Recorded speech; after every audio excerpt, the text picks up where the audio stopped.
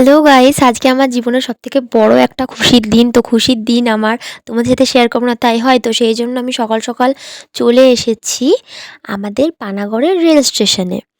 এখান থেকে যাব একটা জায়গায়, তো তোমরা গেস করো তো। তো চলো, গেস করে আর লাভ নেই, আমি বলে দিই। আমার মুখ দেখে বুঝতে পারছি আমি ভীষণ খুশি। আসলে আমি কোনো দিনও যাইনি, ঠিক আছে। এটা ছিল বড়মার মন্দির। সবাই তো নিশ্চয় দেখে বুঝতেই পারছো। নৈহাটি বড়মার মন্দিরে আমি চলে এসেছি। আমি অনেক দিন থেকে যাবো ভাবছিলাম, বাট আমার যাওয়া হয়নি, সময় হচ্ছিল না। তো তারপরে চারিদিকটা ঘুরে নিয়ে এখানে টিপ পড়ছিলাম। আমার জীবনে একটা সবথেকে বড় আশা পূর্ণ হয়ে গেল আরেকবার।